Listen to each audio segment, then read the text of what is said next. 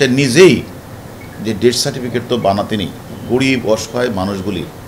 যে চিকিৎসার জন্য অনেক সময় অপারেশনের প্রয়োজন হতো, হয়তো পচন ধরেছে, সে হাতও কেটে ফেলতো, আঙ্গুল কেটে ফেলতো, ব্লেড দিয়ে সে কেটে ফেলতো, এই যে রক্ত বের হতো এবং সে শেখা এবং এই যে ব্লেড ছুরি দিয়ে কাটাছেঁড়া রোগীরা যে কষ্ট পেত, আর্তনাদ করত, এই মাদকাসক্ত মিল্টন পৈশাচিক আনন্দ উপভোগ করতেন। এবং সে একরকম সাইকোপ্যাথিক মানুষ, একটা মানুষ, সে কিভাবে মানবতার ফিরিওয়ালা হলেন আমাদের বোধগম্য নয়। এবং সে কিন্তু স্বীকার করেছেন তার অপারেশন থিয়েটারে ছড়ি আছে, ব্লেড আছে, এগুলো আমরা উদ্ধার করেছি, এগুলো দিয়ে সে করতেন, সে নিজেও স্বীকার করেছেন। এবং টর্চার সেলে যে সে মানুষগুলিকে যে পিঠাতেন,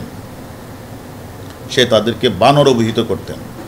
এবং তাদেরকে পিটিয়ে সে নিস্তেজ করতেন। এইগুলি আসলে শুনতেও খারাপ লাগে যে মিল্টন সমদ্দার তার এই যে একদিকে বানর, আবার অন্যদিকে তাদেরকে নিস্তেজ করতেন। বাট তারা কারণ স্বাভাবিক কারণেই এই অটিজম বাচ্চা বা মানসিক ভারসাম্য মানুষগুলি, অসহায় মানুষগুলি অনেক সময় হয়তো বা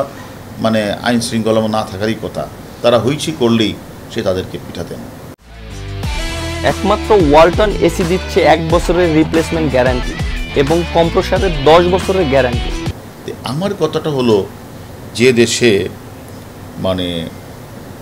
আমাদের বঙ্গবন্ধুর নাতনি মাননীয় প্রধানমন্ত্রীর কন্যা সাইমা ওয়াজেদ পুতুল অটিজম নিয়ে সারা বিশ্বে কাজ করে প্রশংসিত হয়েছেন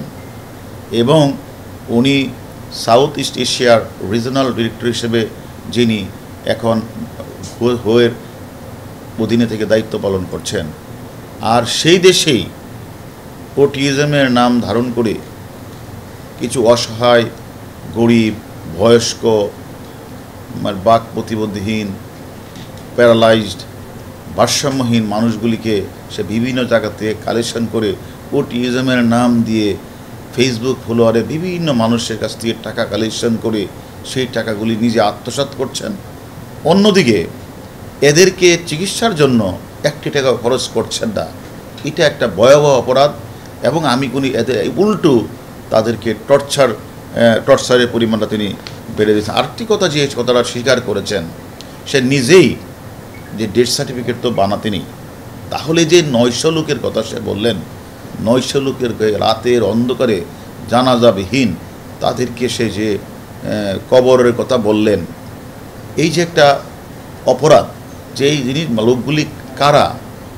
তাদের তো খোঁজখবর না, তাদের তো আত্মীয় স্বজন আছে, একটু খোঁজখবর না দেওয়া, থানার মধ্যে জিডি না করা, হাসপাতালগুলিতে প্রেরণ না করে, এই যে নিজের ইচ্ছা মতো এই যে ভয়াবহ যে অপরাধগুলি উনি করেছেন, আমি মনে করি এগুলি আমাদেরকে খোঁজ নিতে হবে এবং তাকে জবাবদিহিতা করতে হবে যে লাশগুলি কোথায় গেলেন,